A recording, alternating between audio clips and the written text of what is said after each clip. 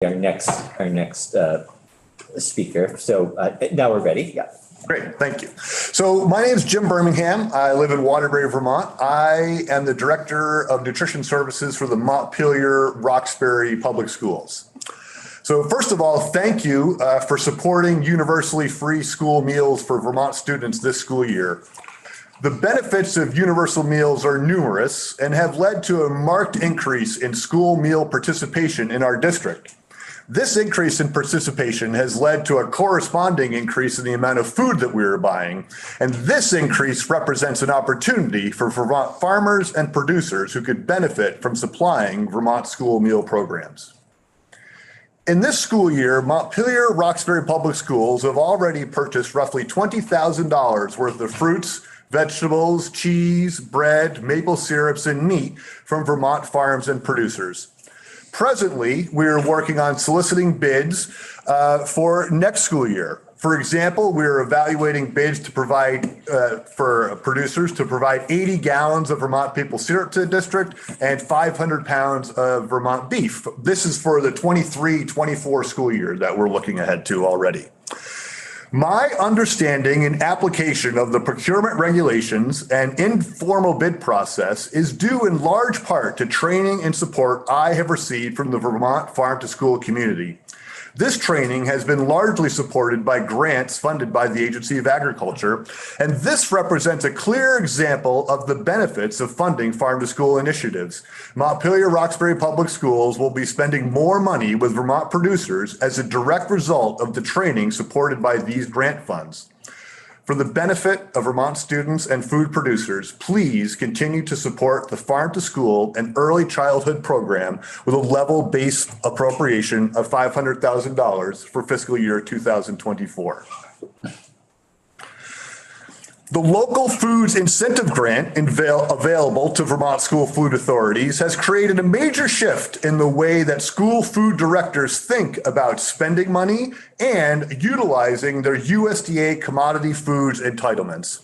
I think it's important to note that school food directors have for many years focused their menu, production, and purchasing plans on maximizing their USDA commodity foods entitlement to reduce their overall food costs.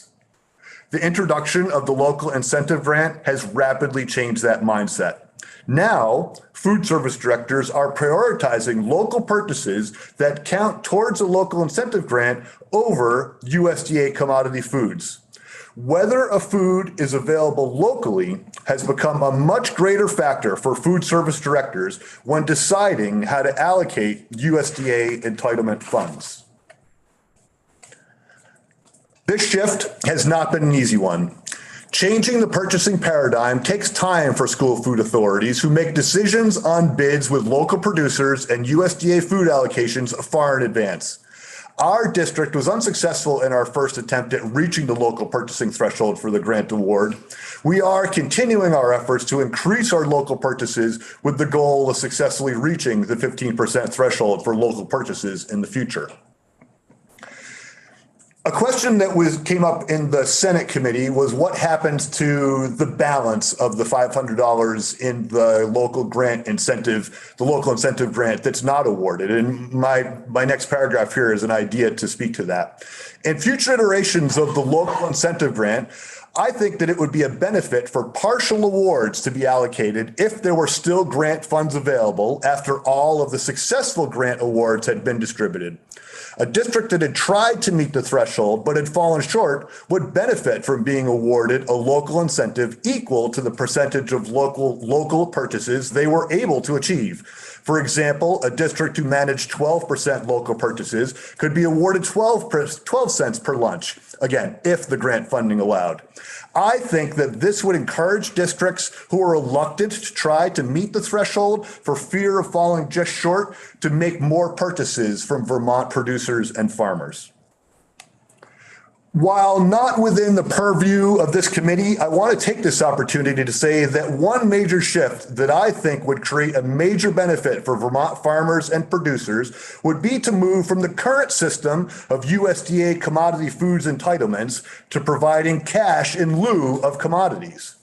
Providing SFAs with their USDA entitlement as cash would allow SFAs to spend those funds with Vermont producers.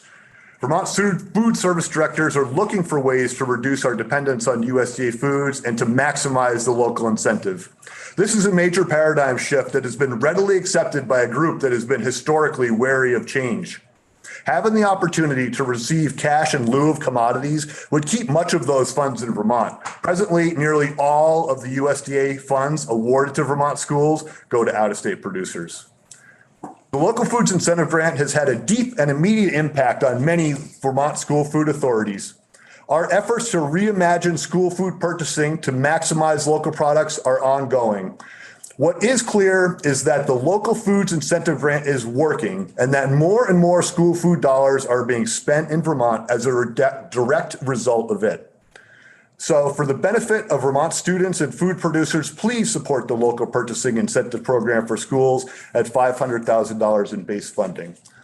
Thank you. Thank you. I'm happy to field any questions. Before, just so I don't forget, do we have a copy of your testimony? I did provide that ahead of time, yes. Representative Rice.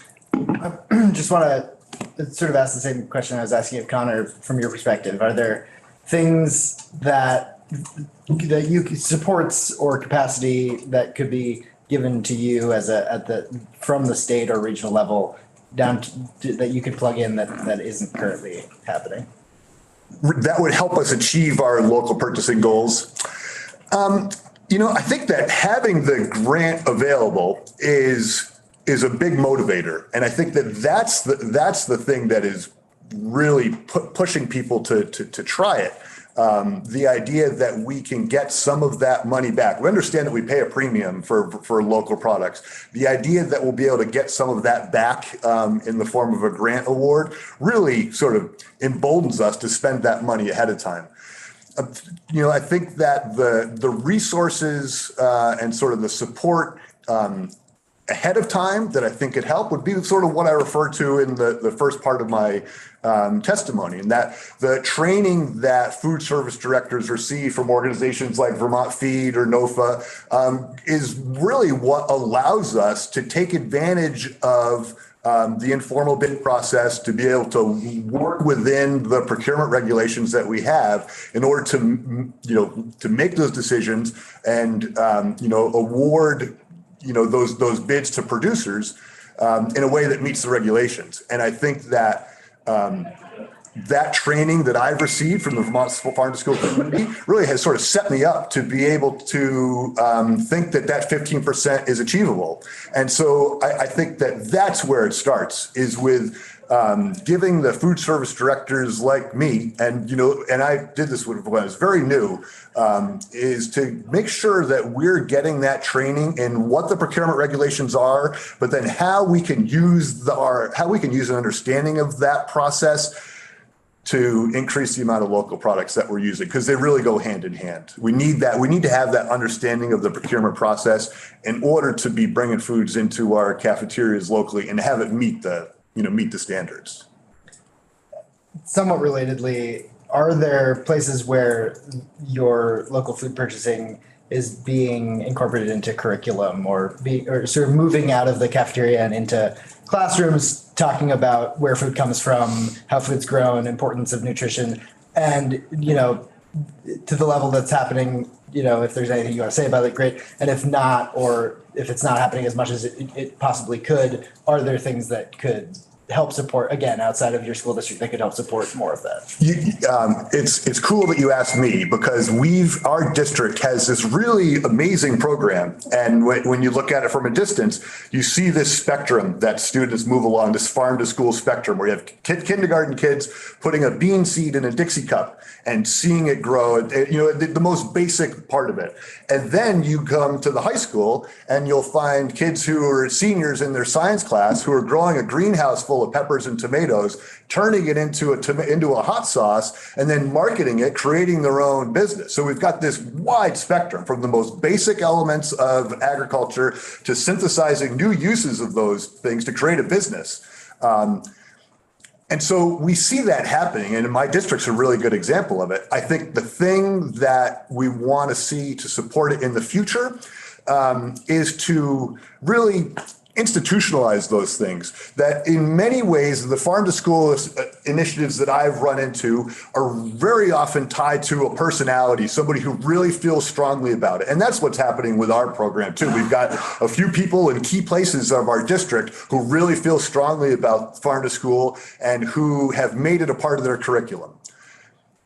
I'm afraid that when that person moves on, we need somebody else to come in who has that same passion for it, or else they're going to find a different avenue to be teaching their science from. And so I think that's the thing that farm to school initiatives do when we talk about the 3 C's. It's that curriculum piece, which is important. I think that the cafeteria, we want to do it because of this local incentive grant and the increased quality that we get to serve.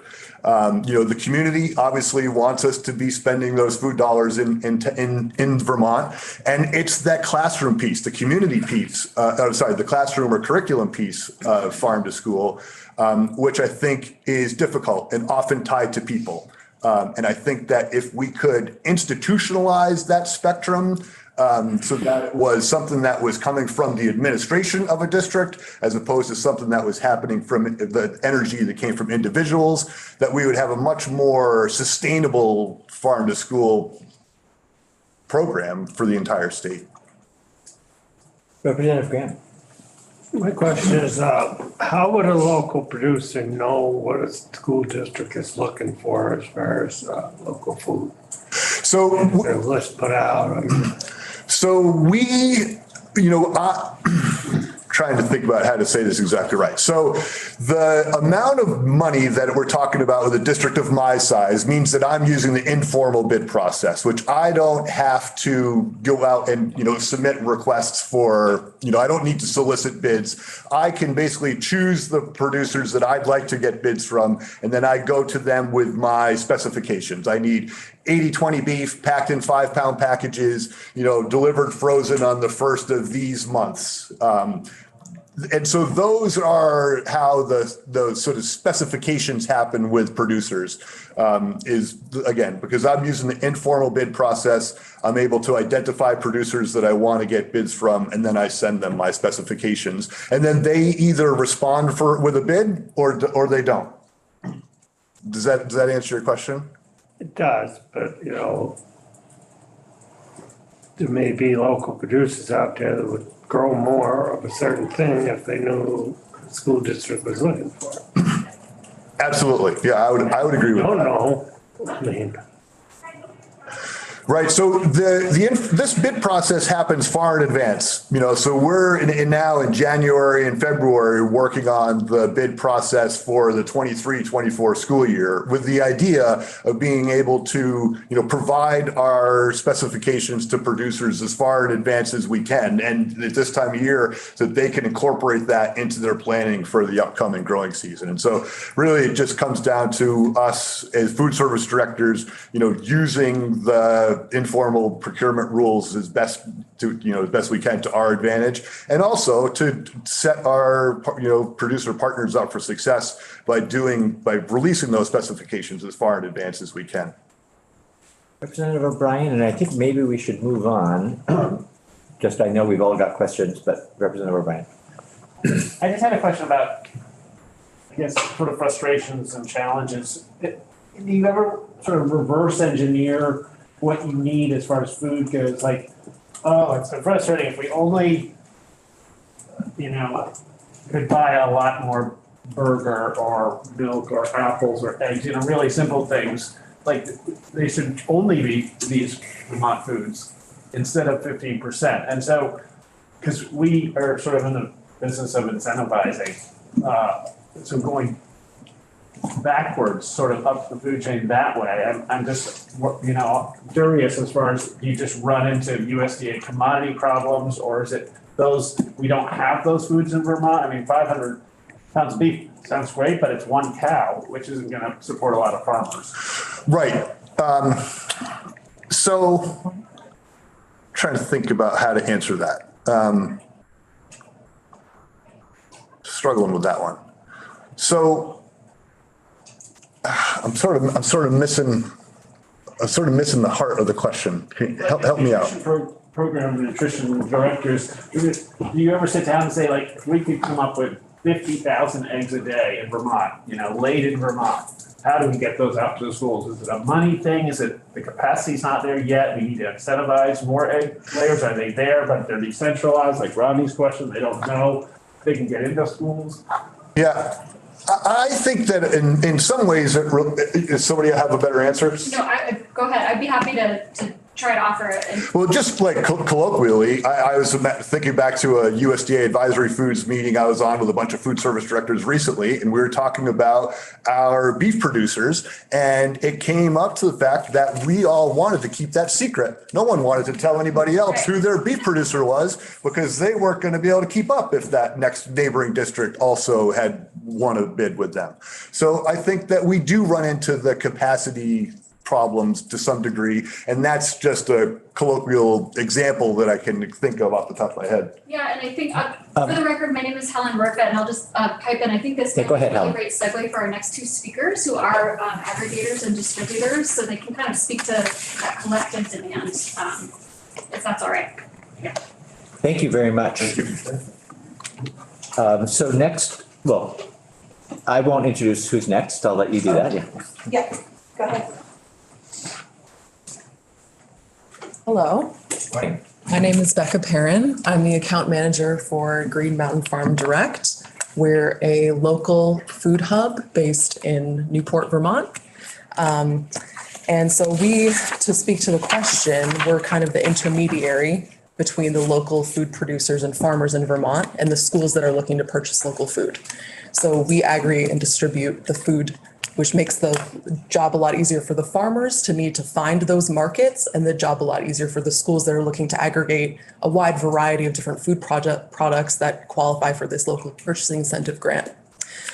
So, yeah, I think I'll just go into my testimony, and then if questions come up after that, that speaks more to what you're curious about, then we can get into that. So I'll start by asking that you support the Farm to School and Early Childhood Program with a level funded base appropriation of $500,000 for fiscal year 2024. And also please support the local purchasing incentive program for schools at $500,000 in base funding. So Green Mountain Farm Direct, or Farm Direct, is a regional mission-driven nonprofit food hub that partners with Vermont-based farmers and producers to provide affordable bulk local food to schools, institutions, and retailers across northern and central Vermont. We currently regularly service 72 school accounts across 18 supervisory unions and 5 private schools and early education centers.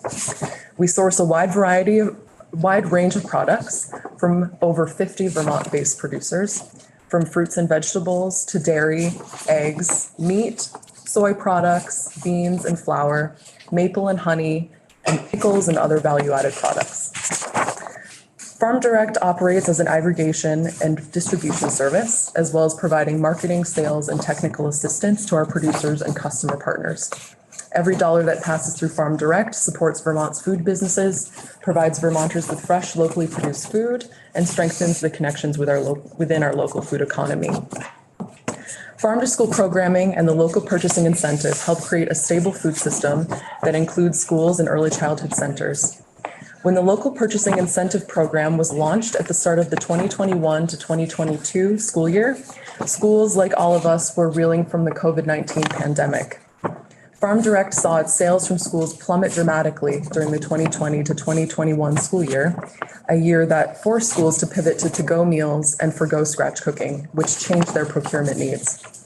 The local purchasing incentive program felt like a lifeline, empowering supervisory unions to reinforce their budgets and return to local purchasing.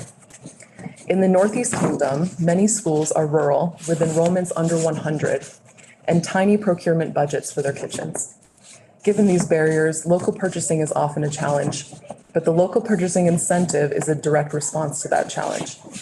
When Caledonia Central Supervisory Union applied for baseline year funding and received funds from the local purchasing incentive program in spring 2022, Farm Direct saw them bounce back better than ever into local procurement.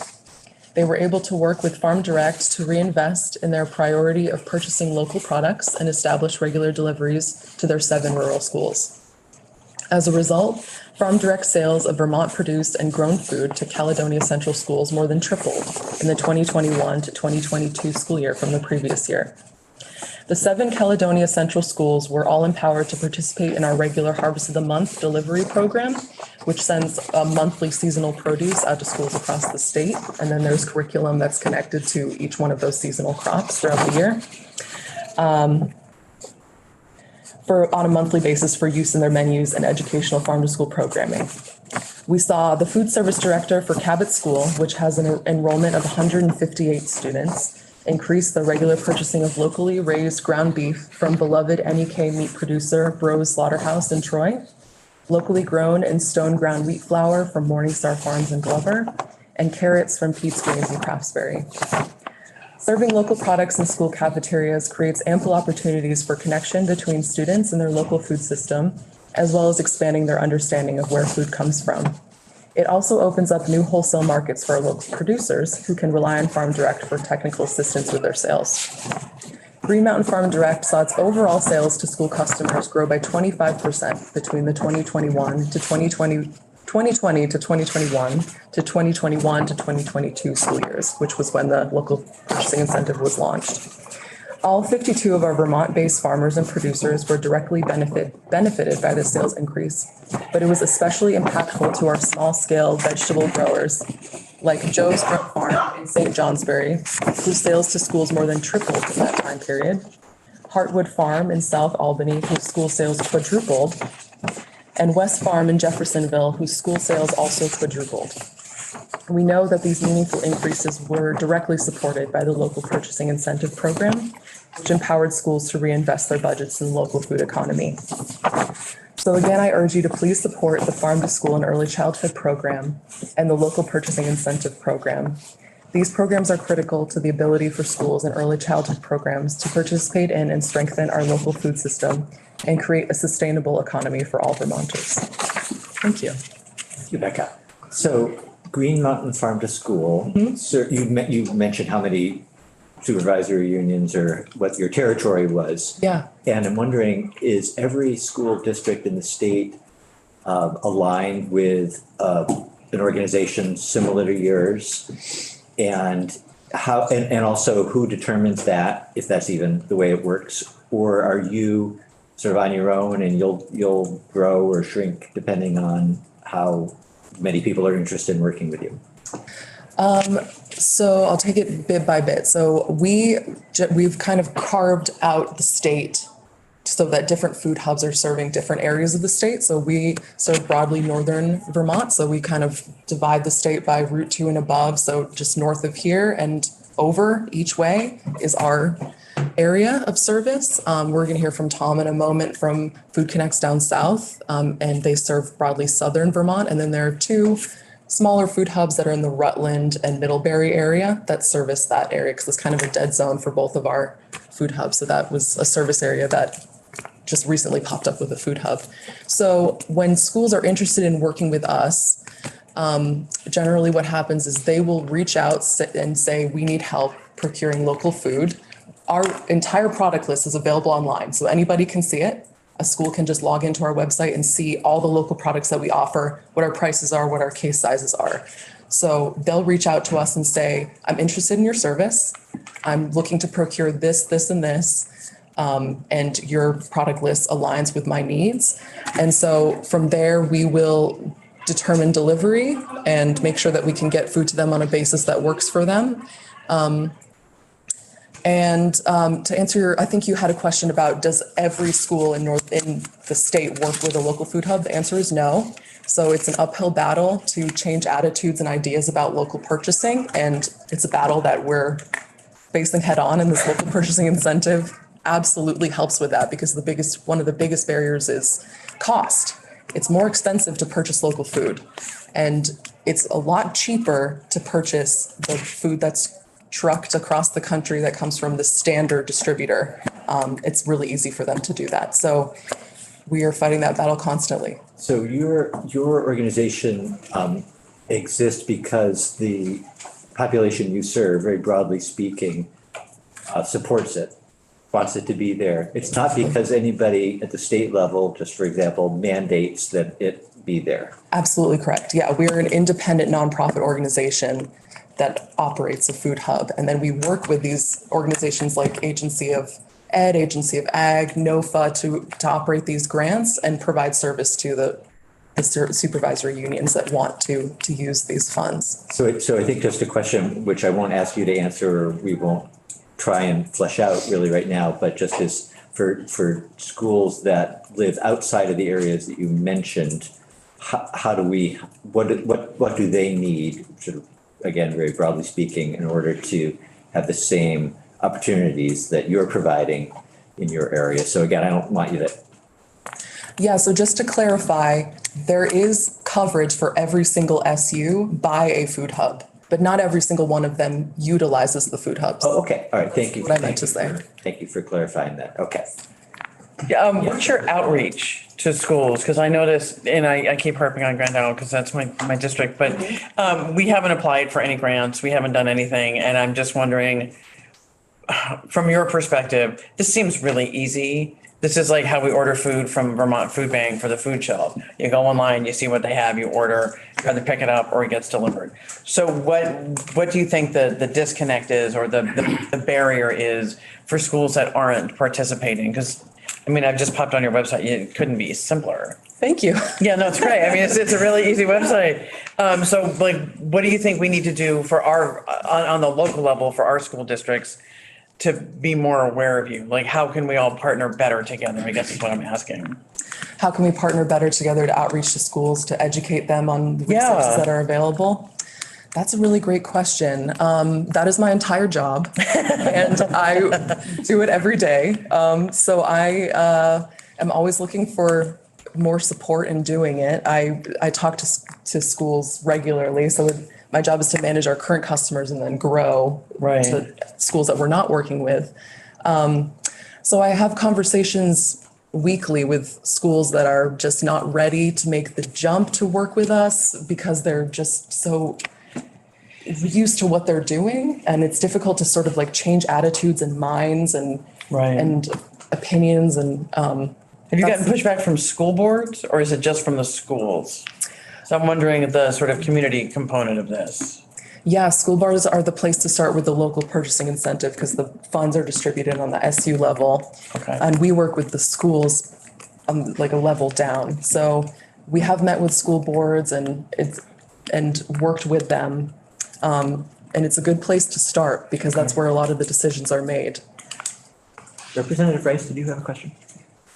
It was along the same lines as your sort of coverage question and if there are things that, if we should be thinking about the state supporting the distribution network as opposed to just supporting through the incentivizing grants, on the school level, is there a piece where we need to be making more connection in the distribution level to get those connections made? And perhaps I'm thinking along the same lines as you are that, Bennington County does feel like a particularly sort of lost corner in the maps of your network and of Food Connects and so like is there something we can be doing to help fund those distribution pieces to make sure that the coverage is there? And I think maybe you were asking, but is Grand Isle in part of your coverage area? That's in our purview. Yeah. We don't currently deliver to them, but I will say it's not super relevant to what we're doing here, but there is a really exciting grant that's coming from the Agency of Ag that's basically giving each SU in the whole state a allocation that they can draw down for a full calendar year. So every single SU is going to have money to spend with a local food hub. So that's going to be a huge opportunity for each SU to experience our services, experience our product list, find out exactly what it is that we do and how easy it is for them to use our services as long as they have the funds or they create those funds in their budget using these grants and other incentive programs that are out there to utilize our services. So it's what we're looking at is like a learning opportunity for the SUs for 1 year. And then after that's over, hopefully they'll use those lessons to then continue on in what we've been doing for the past year. I know we have two other folks who are up to speak, and I wonder if we should move to Tom, just to hear from. Thank you all so Thank you very much. much. And then Helen, we'll get you in the chair too. I'm happy to come back to it. Okay. Another time. So, and I raised my hand because I just wanted to make sure that Becca mentioned that really exciting program, so. Good morning. Morning, thank you for having me. My name's Tom and I work at Food Connects. I am another food hub in Vermont, and we offer farm to school coaching services in Southern Vermont specifically, and then distribute 100% source identified food throughout Vermont, New Hampshire, and Western Mass. And we get product to over 60 schools in that region. I'm here today to ask that you please support the Farm to School and Early Childhood Program with a level funded base appropriation of $500,000 for fiscal year 2024, as well as the Local Foods Incentive Grant, or LFI, at $500,000 in base funding. In support of this request, I'm here today to share a few stories of Vermont farms and producers that have benefited from the LFI. Quick background, Food Connects operates a food hub that delivers 100% source identified foods to wholesale customers throughout Vermont, New Hampshire, and Western Mass.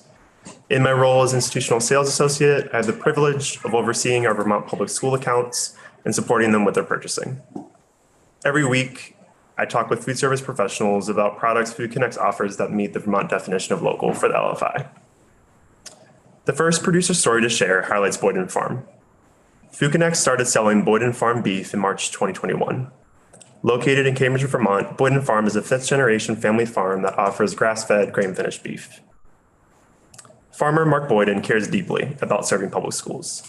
He says, "The big thing is getting kids to expect local food, and they keep that when they grow up. That's more important than sales." The next school year, 2021 to 2022, Food Connects sold approximately $35,000 of Boyden Farm beef to Vermont public schools. Two districts were responsible for more than 45% of these orders: Wyndham Northeast Supervisory Union and Windsor Central Supervisory Union. Of the districts that reapplied for the LFI, these two districts had the highest local purchasing percentages. Prior to the LFI, it was really difficult to sell Vermont local proteins to public schools, primarily due to food service budgetary constraints. Now that the schools have a financial incentive to source Vermont products, this barrier to entry has been greatly reduced. In fact, one of the easiest ways for Vermont public schools to increase their local purchasing is by sourcing Vermont center of the plate proteins, like ground beef and beef patties. Another Vermont farm to highlight is Green Mountain Orchards, located in Putney, Vermont. 4 generations of the Darrow family have farmed the hills that make up Green Mountain Orchards. This orchard was one of Food Connect's first partner farms over a decade ago, so it's been especially rewarding to support the orchard's increase in sales as a result of the LFI. Food Connect sold only $9,000 in apple sales to Vermont public schools in school year 2020 to 2021, and then approximately $48,500 in apple sales the following school year. This represents over a 400% increase in just 1 year. It's 400%. And we've already exceeded $50,000 in apple sales this school year, and it's only February. Andrea Darrow, owner of Green Mountain Orchards, is excited to sell more to Vermont schools, especially since Food Connects pays a fair market price compared to other customer outlets. And Andrea and I are already in the planning stages to deliver more Green Mountain Orchard apples to Vermont public schools from next year's harvest. Our hope at some point is that every apple in a Vermont school comes from a Vermont orchard. Providing the requested funding for the LFI will help us get there. While there are many more to choose from, the last producer story I'll highlight today is of True North Granola founders Ingrid and Franklin Crisco. Based out of Brattleboro, Vermont, Ingrid and Franklin are lifelong educators and recognize the importance of healthy foods in schools. Because of the LFI, Wyndham Southeast Supervisory Union began purchasing their gluten-free, no nuts maple vanilla granola. While Food Connects only sold $30 of True North Granola Vermont products in school year 2020 to 2021, we sold more than $7,000 the following school year. I could continue to share more stories demonstrating the beneficial social economic impacts of the LFI. From purchasing new products from our existing producer base like Vermont Salumi bulk sausage, to onboarding new producers altogether, including Cabot, I've seen firsthand how the LFI continues to strengthen our local food economy. By supporting the Local Foods Incentive Grant at $500,000 in base funding, you have an opportunity to ensure that our children have access to a diversified range of local nutritious foods while providing a sustainable market for our Vermont farmers. from our farmers to our children, the LFI is a win-win. Thanks for your time and open to any questions. Thank you, Tom. Representative O'Brien? Can you give us some context, like, if you buy a USDA commodity beef patty, you know, compared to a Boyden beef patty, like, is it twice as much, you know, are we talking pennies or is it like massive? It's significant. I can't speak exactly to the price range, but it is tough. We do try to partner with SFAs in the beginning of the school year to say, hey, if we can participate in an informal bid process and offer tiered pricing, if there's a commitment for the entire school year, and some school districts have done that with us. And so that way there's reassurance on all parties involved that there's gonna be a higher volume at stake there. Does it work sort of the same way for nutritional directors too, that, you know, like Becca, your hubs have essentially here's what we have for Yes, sale? yeah, it's all online, easy. USDA, it's same sort of thing. It's like you can get really cheap burger here. Yeah. Thank you. So something that stood out to me was that you're not just sourcing from the southern part of the state if you're getting beef from Yes. county. Yeah, we source really in Vermont, New Hampshire, and Western Mass predominantly, and that's also our customer base as well. And I think I recall someone mentioning Bennington. We just launched, whenever we launch new routes, because we're a mission-based nonprofit that had our start in serving schools, we consider our expansion based on where the school needs are. And so we just launched a route that serves Bennington in April and are partnering with those school districts. We get up to Rutland as well. And so we really want to be mindful of those underserved areas. And because of the agreement, the local Foods for Schools cooperative agreement that Becca referred to, it's exciting to know that food hubs across the state can access every SFA if they choose to partner with us. Great. Representative Rice? Just clarifying, when you say a Bennington route, you mean town of Bennington? Yes, yeah. Great. Well, thank you. And if there aren't any other questions, Helen, we're running a little bit late. I'd be more than happy to come back at a later time if we need to break for lunch. But I'm also happy to just share some kind of tie it all together closing remarks if you have a couple more minutes left in you. But either way is fine with me. I'm going to scan the committee and see if anybody objects Yeah, to no, it's fine. She should. 5 minutes of closing Yeah, remarks. yeah. I think would be helpful. Yeah. Yeah, and I'll plug hopefully a delicious opportunity to follow. Okay, so hello everyone. Thank you very much for your time today. My name is Helen Rerdvet and I am the Farm to School and Food Access Programs Director at NOFA Vermont. And together with Betsy, I co-lead the Vermont Feed Project. So I just want to share a little bit more about why this local foods incentive program is so important and why it shows so much promise. Schools in Vermont spent approximately $20 million on food last year to provide approximately 17 million meals to Vermont kids. The math is relatively simple. School nutrition professionals have been telling us for years that they want to buy more local foods, but with little more than $1 to spend per plate, they lack sufficient funds to do so on a meaningful scale. The local foods incentive provides school nutrition programs with much needed financial resources to put farmers, Vermont farmers and producers first when making purchasing decisions. So already in just the second year of the program, 31 of Vermont's 51 school food authorities have participated either in that baseline year program or the subsequent year program. So that's 60% of SFAs already participating and expressing interest in this program. At Vermont Feed, we've developed a list of local qualifying processed products, which has been one of the challenges for school programs to navigate. And we've identified a variety of local products that schools are buying, ranging from dairy to meat and poultry, maple, baked goods, and more. So this program is positively affecting so many different types of Vermont producers already.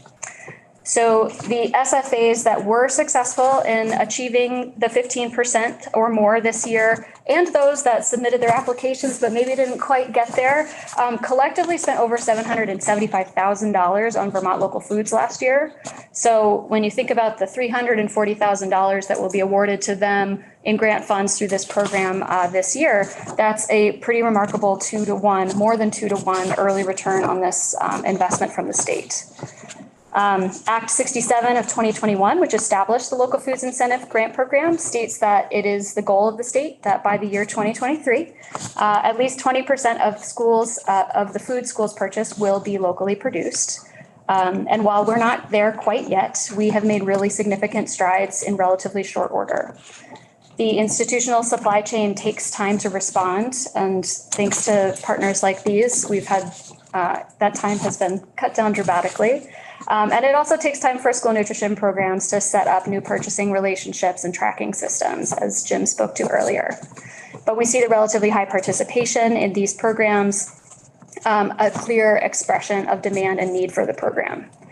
So on the demand side, my colleagues and I at Vermont Feed have been working hard to provide support and technical assistance to any school food authority that requests it, to help them navigate the program, set up their tracking systems, identify, connect with local food hubs and producers, et cetera. And on the supply side, we're also working with those local producers, themselves, food hubs and distributors to improve schools' access to and awareness of local foods. The local foods incentive has already been a powerful tool in catalyzing a shift towards purchasing more Vermont foods. And I'm confident that within a few years, we'll see at least 15% local purchasing become more the norm and less an outlier for Vermont schools. So just to scale back a little bit and to focus on the even bigger picture for a moment, school meals programs are really growing the next generation of consumers as well. As Betsy mentioned, kids who grow up in Vermont schools with a strong farm to school program are winding up at UVM asking for local foods in their cafeteria.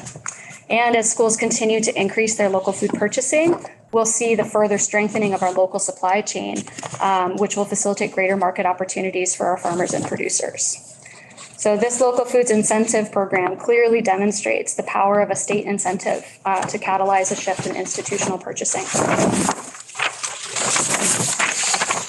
We're working together, all of us in this room today, to push back against a system that frankly privileges large-scale agriculture from out of state, that far too often depletes our soil health, exacerbates the climate crisis, and concentrates wealth in the hands of a few landowners. The local foods incentive right here in Vermont helps our schools to shift the focus back towards supporting our small and medium-sized producers right here at home. This program is a big step forward towards leveling the playing field in school food purchasing. So to wrap it all up, today you've heard from a variety of stakeholders about the myriad positive impacts of these various investments the legislature has made in farm to school and early childhood programs. The grants program you heard about earlier this morning, through its innovative blend of financial support for schools, expert and focused technical assistance, and the support of a coach, helps to build a really strong farm to school program with staying power. The local foods incentive grant program, which we've been hearing a lot about just recently, is already transforming the way that school nutrition programs think about their food purchasing, as demonstrated by Jim so eloquently earlier. So I just want to close by saying thank you. Thank you for the investments that you've already made in farm to school and early childhood programs. Also want to thank the folks at the Agency of Agriculture, Food and Markets and the Agency of Education for their partnership in ensuring the success of these programs. And as a reminder, in case you haven't heard it yet, we have come together today to ask for your support for the Farm to School and Early Childhood program with a level funded base appropriation of $500,000 for fiscal year 2024, and also to support the local purchasing incentive program at $500,000 in base funding. So thank you very, very much for your time. Very last thing I will share with you is that it is now lunchtime and there is a featured local menu item we've been working with the Abbey Group on. We're featuring quinoa, black bean, and roasted butternut squash salad with local chicken, local black beans, and local butternut squash. And this recipe comes out of our New School Cuisine Cookbook, which is a cookbook that was written by Vermont school nutrition professionals for Vermont school nutrition professionals and others around the country, of course. And they all feature seasonal and locally available products. So enjoy if you have an appetite for that. Thank you very much. Thank you. Thank you, Helen. Yeah. thank you to all the folks you brought this morning, and we appreciated the testimony. I think some we may be reaching out to again. Yes, please do. For more time. Yeah. But it is a little bit late, so why don't we wrap it up there? And